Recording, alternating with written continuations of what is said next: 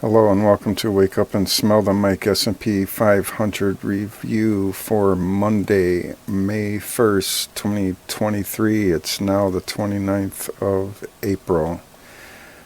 We start off in the S&P 500 daily chart in DeMark looking back to end of December 2021. I'll zoom into the current area now.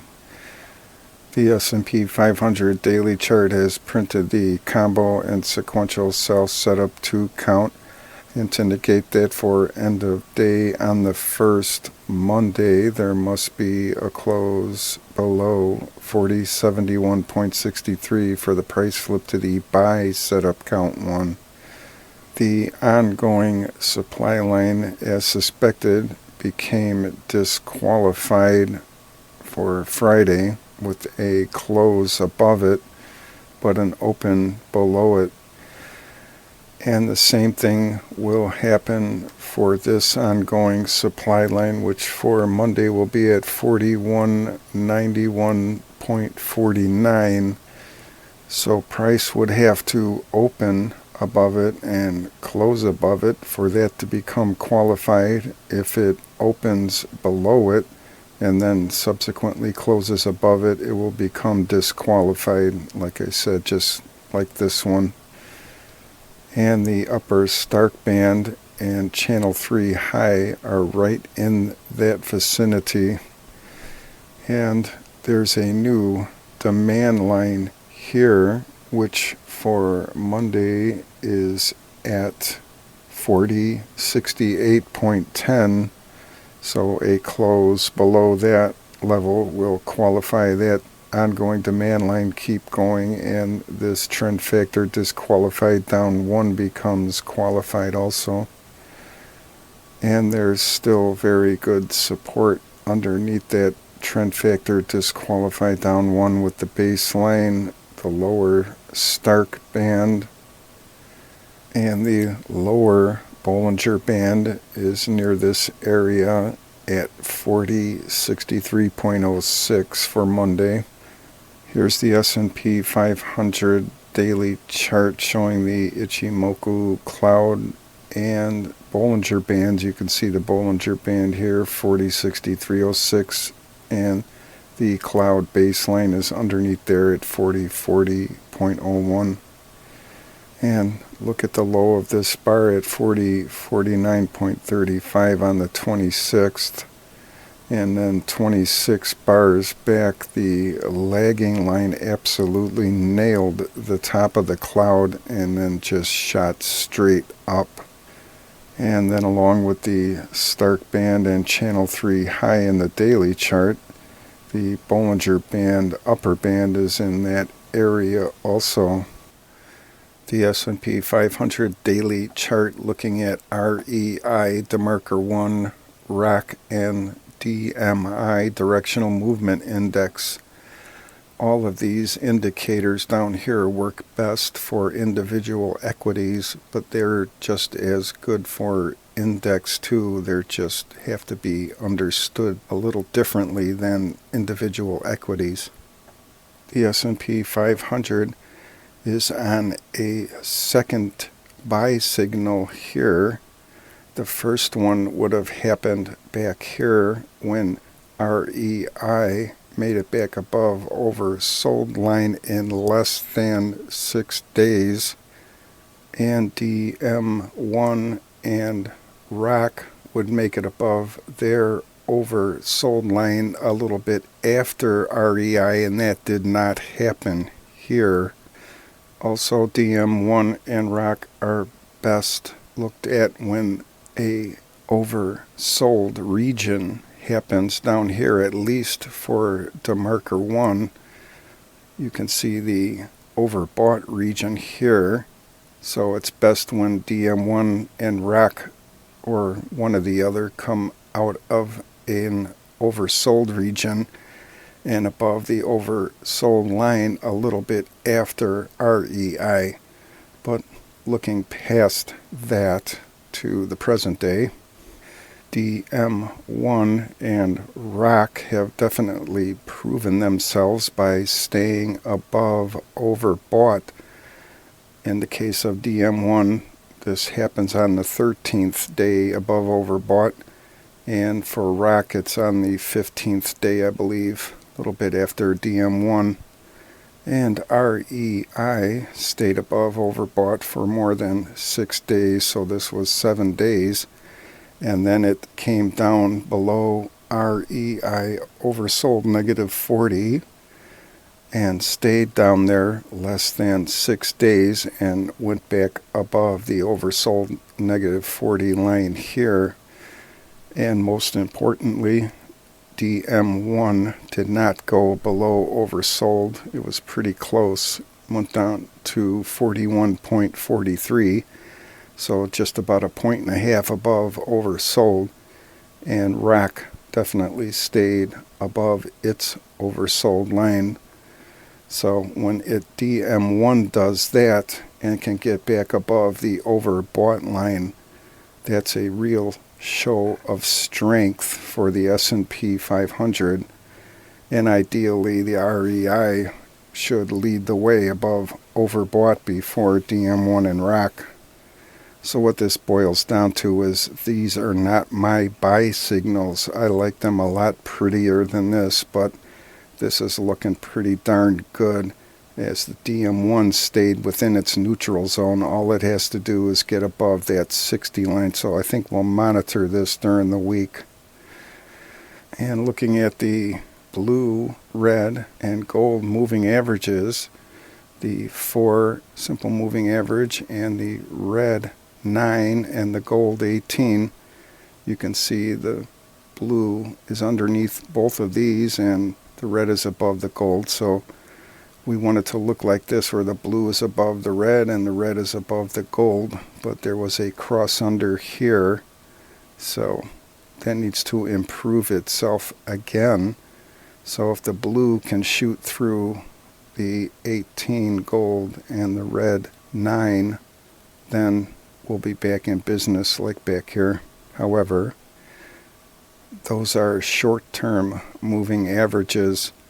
Looking at the longer term moving averages, here's the 20 in blue, the 35 in red, and the 50 in gold. These are all simple moving averages. We can see the blue above the red, and the red just had a crossover the other day right here on the 25th, and so we have that above the 50 moving average. So the rainbow pattern is starting over here. And the Shande gave us a little bit of a scare, and this is measured by +50. Anything above that is overbought, and conversely, anything below -50, right here it's at -49, so -50 and under that is oversold.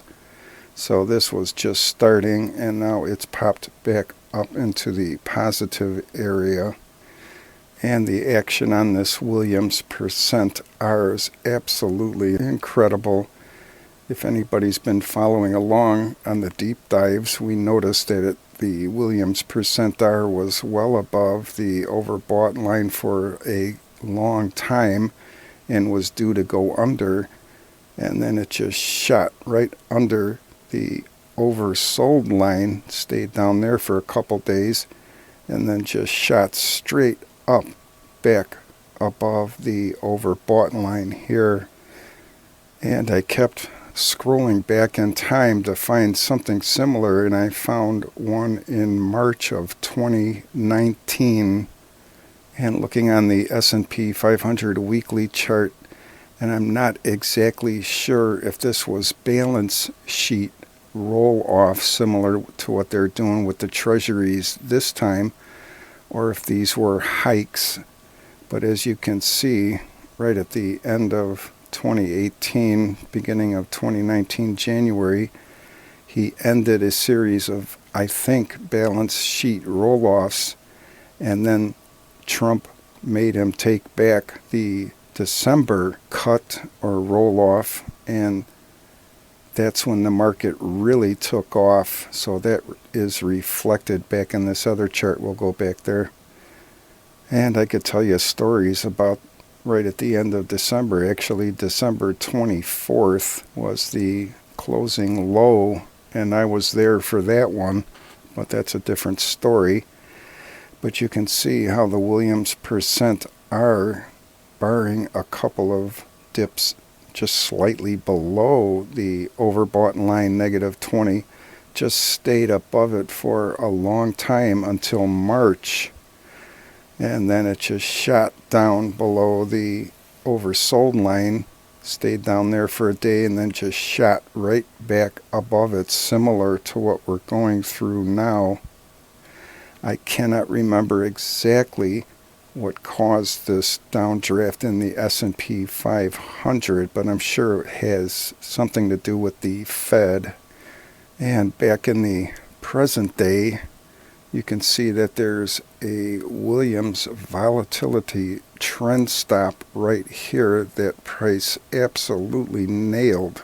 And we had a close of 41.69.48, and that volatility trend stop has been there for a few days at exactly that number. So I don't think that's a really good sign of continued uptrend, but you can see back here it went right through it here for a couple of days and then eventually simmered down, so that's something worth monitoring also.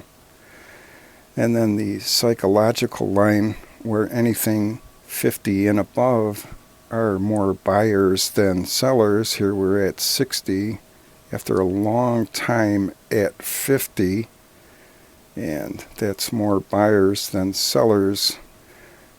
And the S&P 500 daily KSTs, here's the short-term KST, somewhat going sideways with very slight indications of wanting to head back up towards its signal line.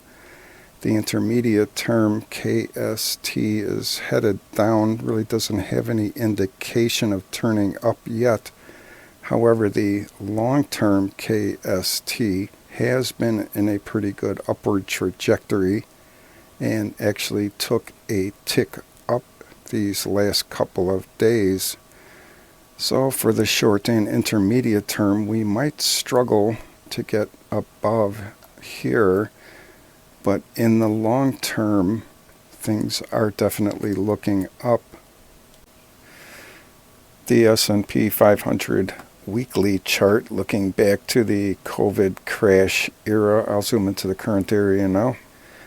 And the S&P 500 weekly chart is going to be the chart to watch for this coming week, as it has printed the aggressive combo sell setup 6 and the aggressive sequential sell setup 6.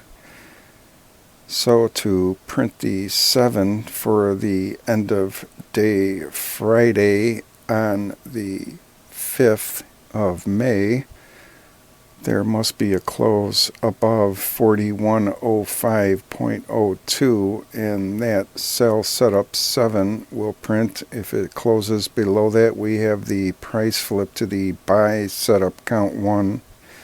So as you should know, anything past sell setup 5, or for that matter buy setup 5, it's getting long in the tooth and getting near 9 sell or buy end count. And the propulsion for 50% and 100% momentum up was qualified at end of day Friday on the 28th. So the confirmation bar would be about as easy as it could get to print for end of day Friday, May 5th. Starting Monday, the 1st, there must be an open above this close for end of day on the 28th. So Monday morning has to open more than this close.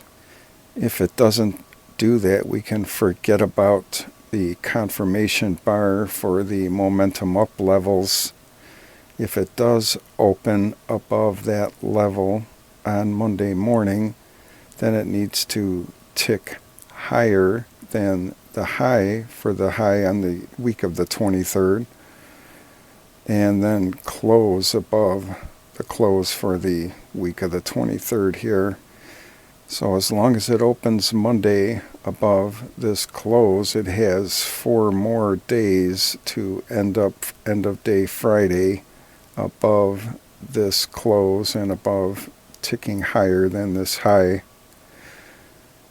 And price did end up the week above this supply line, which happened to become qualified, but we're just using it in the weekly chart as a support and resistance line, and in this case supply line is resistance, so it got above that. And you can see the Bollinger Band mid-band, which ended the week at 3966.48, is on a upward trajectory somewhat, so you can see how it came down here during the downdraft, kind of went sideways here for a few weeks, and now it has indications of moving up. And you can see it's been stuck in the 3900 zone since the week of December 18th, 22. And the real price for end of week on May 5th, on that Friday, would be a tick higher than this high on the week of the 29th, 4195.44. A little tick higher than that will print the D wave up wave 3, and then we have for sure higher highs and higher lows going on in both the weekly and the daily chart. The NYA top color chart, and we'll start off in the NYA to SPX ratio, basically value versus growth. And we don't need to zoom in to see that there was a growth spurt, meaning growth was trouncing value here and heading down. So that's the big fat cap megatex carrying the day again. Let's hope the tide lifts all boats, which can happen when the big fat cap megatex are trouncing earnings like they are. However, there's a torpedo boat lurking around the corner, and that's the Federal Reserve FOMC meeting on Tuesday and the Powell presser on Wednesday. The NYAD is headed up. It bounced right off of its 50 EMA in green, went a little under it, so I can consider that a whipsaw under it, and just shot straight up. And for what it's worth, this can be considered an ascending triangle, which is bullish, and they usually resolve themselves by busting out above the top vertical line, even though that's counterintuitive because the right angled and ascending line would be easier to break out of to the downside, but I've seen them more often break out to the upside. And the ratio adjusted McClellan breath oscillator is above 0, 11.39. And NYA price has had 2 monstrous upside candles. You can see in the thumbnail, this first one, almost an engulfing candle, quite possibly. And then the second one for Friday was just as nice here. And if Monday gives us a third one similar to this, where it opens within the body of the previous candle and then ticks higher and gives us 3 white soldiers, that is a bullish candle pattern, but the resulting up move is not all that great, and eventually turns around and heads down. And I became proactive over here with this green trend line here in anticipation of a head and shoulders topping pattern like this, which seems to be the pattern after the big W's. This one was in the big W it started, And this one too came out of a big W and formed that topping pattern, another big W. So let's see what happens. It would have to tick higher than this left shoulder, so maybe let's shoot for this pink line here that was way back here in June of 21 and bifurcated this diamond topping pattern here. It nailed it back here. Let's see if it can do it again over here. And the ratio adjusted McClellan volume oscillator is above 0, 8.74. And the ratio adjusted summation index of the ratio adjusted McClellan breadth oscillator is holding its own around the 200 level here. We need to get back above 250, and then I think we really got something going on, but it sure beats going below 0, so I'll take it. Along with the ratio adjusted summation index of the ratio adjusted volume oscillator down here, same thing. Need to get back above positive 250, but this is great to have it above 0 nonetheless. RSI was below 50 equilibrium line and then shot straight up like everything else and went above its 21 EMA signal line slightly, so this is a good sign. On balance, volume has yet to show some real strength to the upside where the institutionals come pouring in, but I believe it's starting. Nonetheless, it did bounce right off of this downtrend line in dashed red and shot across and went above its 21 EMA signal line here. And no divergences here with the stocks only AD line and the stocks only volume oscillator using a 19 EMA in blue and a 39 in red. And the McClellan ratio adjusted breadth oscillator for the stocks only, so everything just took a huge jump up.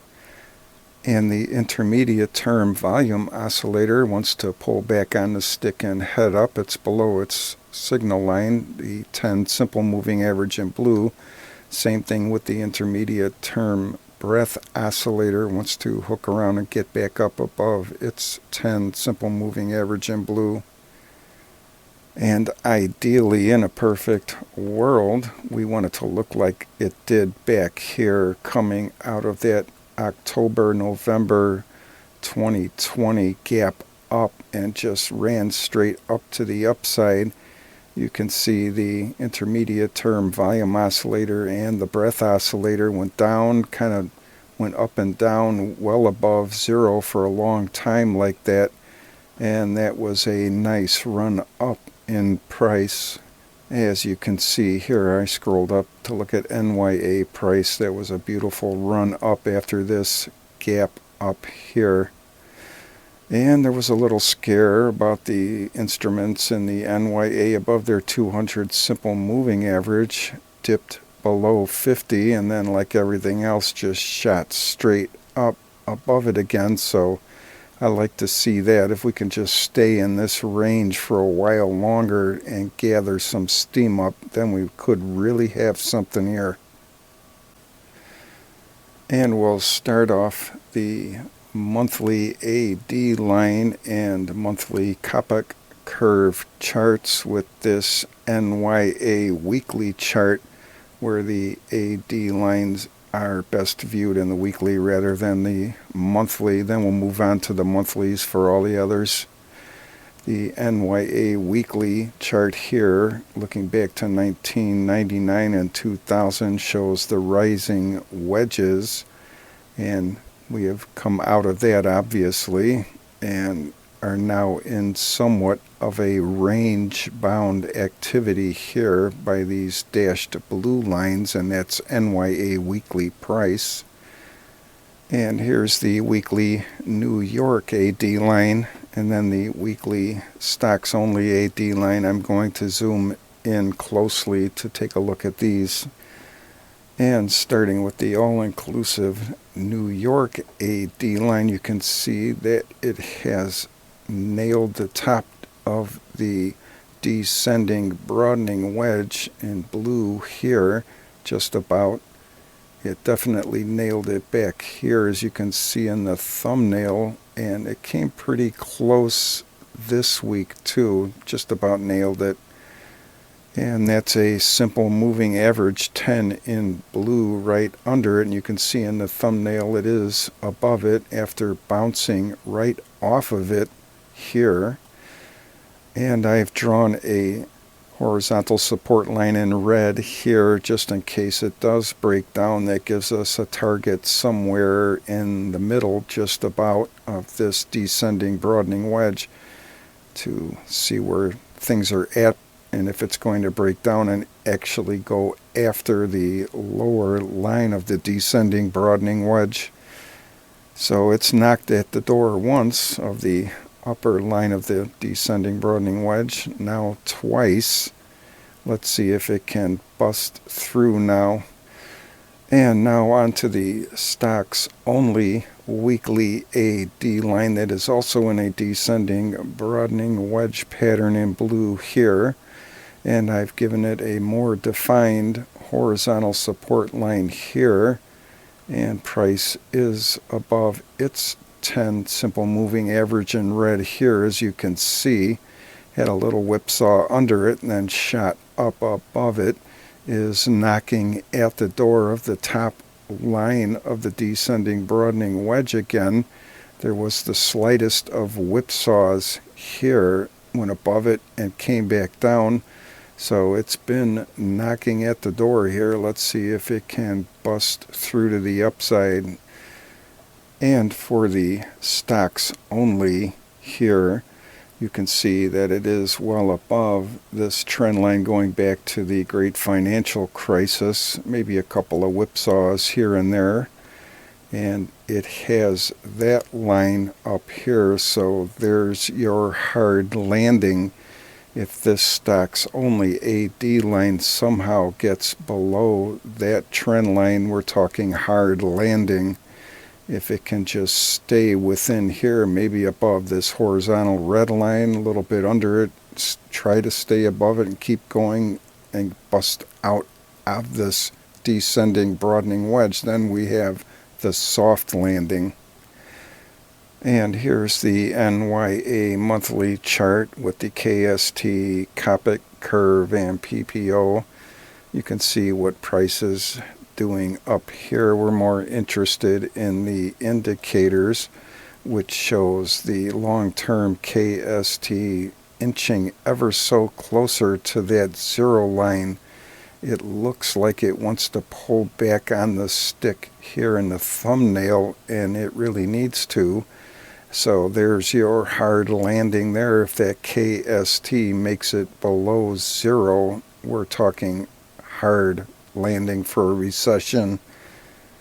And the COPPOCK curve is rolling around to the upside very nicely. However, it is below this blue zone here that indicates some of the other COPPOCK curves.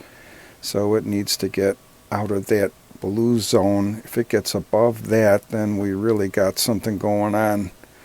And the PPO did poke its nose above zero. It's been going horizontal around zero for the last 2-3 months, I don't know. And it is at 0.110 above zero, so that's a good sign. Here's the S&P 600 small cap index monthly chart, and you can see it's well above this support and resistance line that was generated from about the beginning of 2018. You can see the whipsaw here in 2018, came back for resistance, same thing here, busted above it in 2020. That's that big October run, came back down and was support for 2 months here. So we're still well above that. However, price at 1148.17 is below its 12-month moving average at 1119.21. And here's the S&P 600 monthly AD line for the small cap index. And it is within a descending broadening wedge too, and that's got a floor of support here. The trend line from 2016, you can see that in 2022 it nailed it here, so we were able to complete that. There was a couple of hits here which made it valid, but it for sure nailed it here and is pointed towards it now. And the small cap index AD line is below its 21 EMA signal line. 40.08 for the AD line, 40.24.41 for that blue signal line there. So let's see if we can bounce off of that, get back above the signal line. If not, bounce off of this trend line and then head back up out of the descending broadening wedge. And just like the small caps are the harbinger of spring to the upside, they can be the harbinger of a dive down. So this is the early warning for the hard landing if this small cap AD line makes it below this blue trend line here, and within this no man's land of the descending broadening wedge, then there's pretty big trouble brewing. And the small cap COPPOCK curve for the monthly chart doesn't look as good as the other one we saw for the NYA. Not as pronounced, but nonetheless has hooked around and went to the upside. Maybe planing out a little bit here, but still okay. It is still under zero, so it needs to get more defined up than that and then get back above zero, and then we're out of the woods for sure. And I suppose you could consider that the all clear sign at this COPPOCK curve makes it above zero. I think it's clear sailing after that.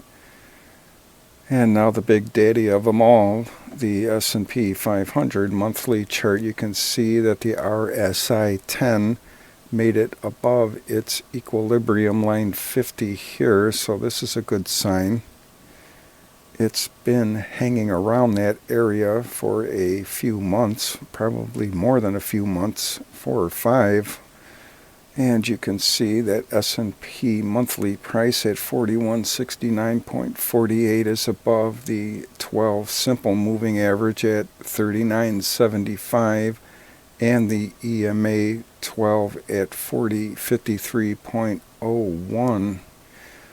It's still below the 24 simple moving average at 42.05.13, but is above the 24 EMA at 40.08.29. So that's the only thing in the way is this 2-year moving average at 42.05.13. But the 12-month is the one we're really paying attention to, and it's well above that. And I don't need to zoom in here to see that the S&P 500 AD line is above this horizontal dotted and dashed line here. And you can see it in the thumbnail here, so we're above that, and it needs to stay above that. If not, same thing as some of the other charts, it has its 10 EMA here in blue. It's above that. If it gets below that, we have a horizontal line splitting it down the middle. And if it gets below that and starts going after the lower line here, then we might have a little bit of trouble, and that's your hard landing. You get below that lower line, and you can consider this a right angled and descending broadening pattern, which is a bearish pattern actually. The right angled and ascending broadening pattern is a more bullish pattern, and the S&P 500 monthly COPPOCK curve is looking really good. Look at that, just hooking around really nice. So we're in good shape there, except for the fact it's well below zero. But usually once it starts the roll around to the upside, it doesn't really reverse, as we can see here. Might take a really long time, but nonetheless it heads up. Onto the NASDAQ 100 monthly chart, and this is the one that's leading the way, meaning the NASDAQ 100 big fat cap megatechs. And this is exactly the same as the S&P 500 with the moving averages. Price is above everything except for the 24 simple moving average. So that's the last hurdle to cross there. And you can see the trend line since the great financial crisis, or coming out of it in 2010, has been very good support. One whipsaw here for the COVID crash, but nonetheless it's been pretty good. It nailed it here 4 times, had 2 whipsaws, but nonetheless it has held. And the NASDAQ 100 AD line is within a falling wedge pattern, and it's near the top of it here. And again, like the others, it has a middle line that bifurcates it. So if we get under there, and the moving average EMA 21 is right there on that horizontal dashed line here, so if it gets below both of those, we're going after the lower line of the descending wedge here, and if it can hold, that would be great. But then again, we have this trend line going back to 2013, so if it can stay in there and bounce around but then falls out of this brown trend line, that's the hard landing for the recession. And its monthly COPPOCK curve is looking the best of them all. Actually, it's got just going straight up for these last couple of months. So not as well rounded as this, but I don't care, I'll take it. Now the value line geometric monthly chart, and you can read here how they calculate the line, and its COPPOCK curve in red is the most interesting of them all. You can see how it has a falling valleys support line here, keeps nailing it, nailed it here, had a little whipsaw just ever so slightly, and is now headed up. Has a real nice form to it here, hooking around to the upside. The NASDAQ 100 NDXHILO chart, and the other ones, the NASDAQ Composite and New York High-Low charts, are the same, and this is the only one that's changed. And if you've been following along in the previous video, we saw that the 5 EMA was very close to going under the 10 EMA, and the ROC 12 was right around 0.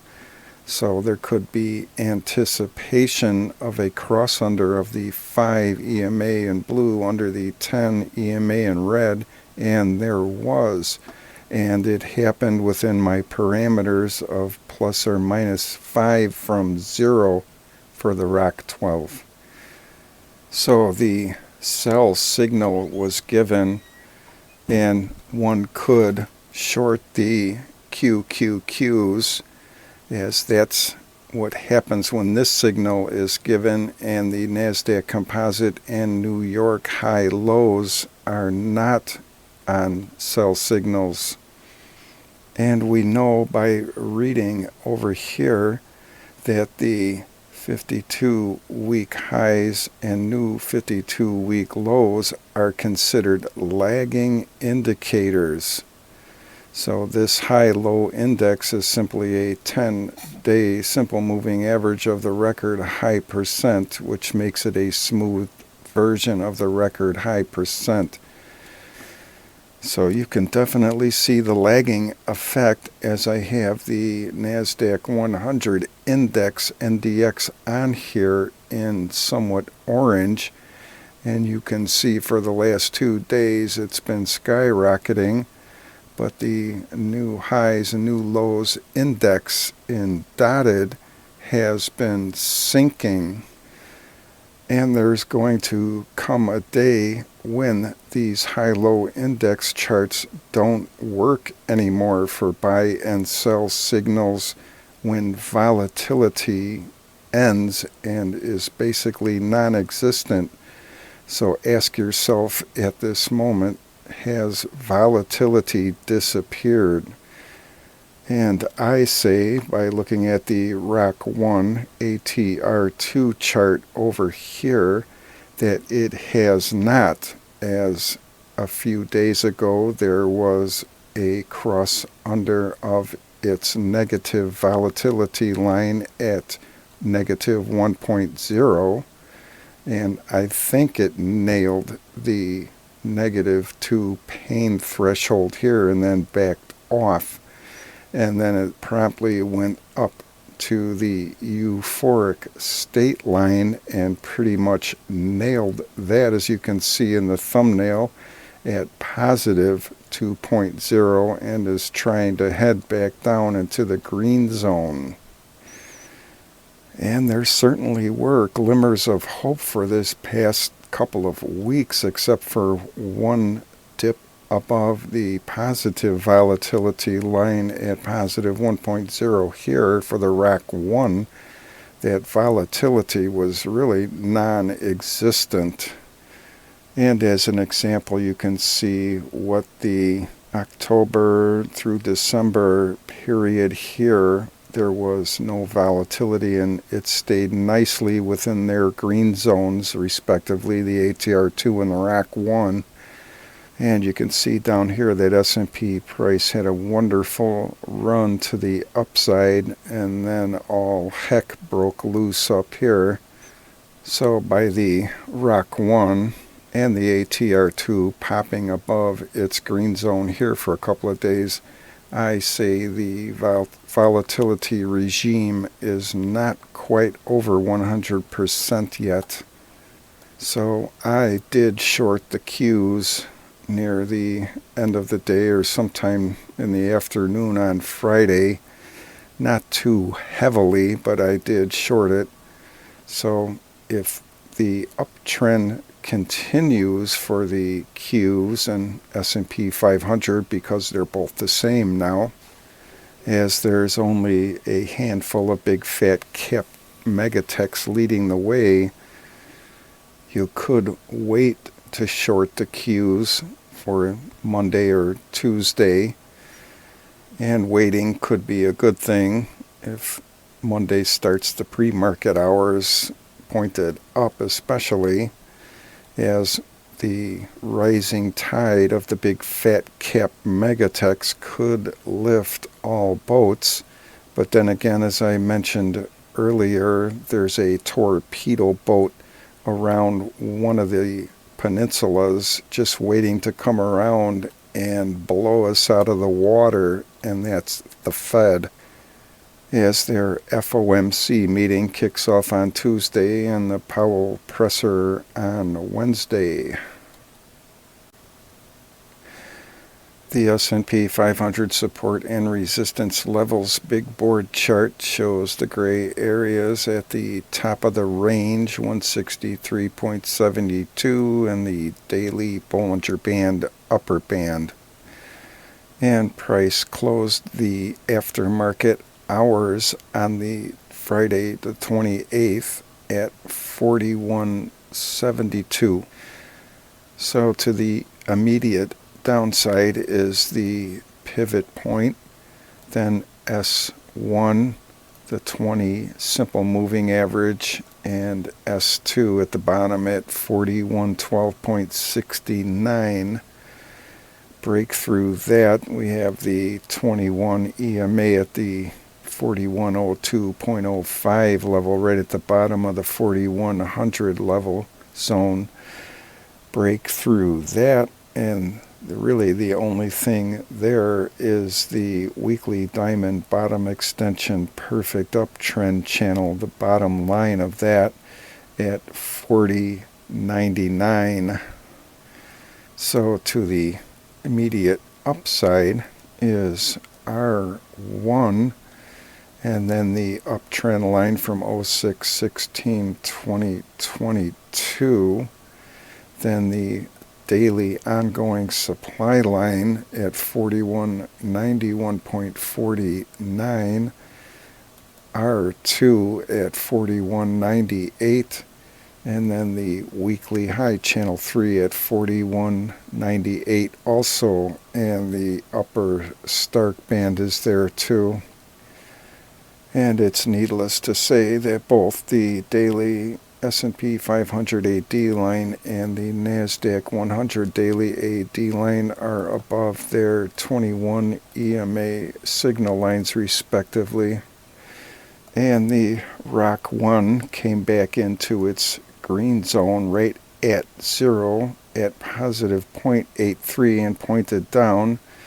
The ATR2 is still above its volatility line at positive 50, and ATR2 is at 52.85 and pointed down, and the PPO extreme is still above 3% away from 0 at 3.77%, so that gives the next target to the upside for the PPO extreme at 4.50% above 0, and to the downside is 3%.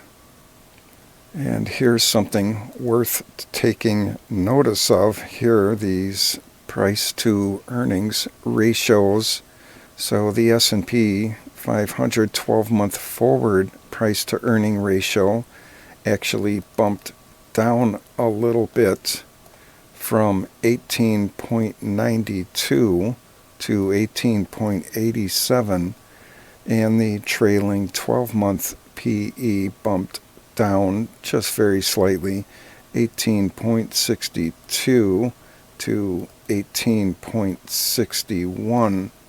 Nonetheless, that is an indication of the 3 or 4 big fat cap megatechs that are carrying the entire market, as there was a lot of decliners probably within the S&P 500 to bring these PE ratios down for the week. And the New York traditional McClellan breath oscillator to get back to 0 would require 511 decliners over advancers to get back to 0. So now we're above 0 on that traditional McClellan breath oscillator. The other day before that, it was 734 negative there, so quite an improvement. And most notably, you can see the disqualified daily ongoing supply line here, and the one next to it could become disqualified also. You'd have to watch the DeMark indicator video in the beginning, but if they both end up like that disqualified, that's a fading opportunity, I would say big time the other way. Have a great day.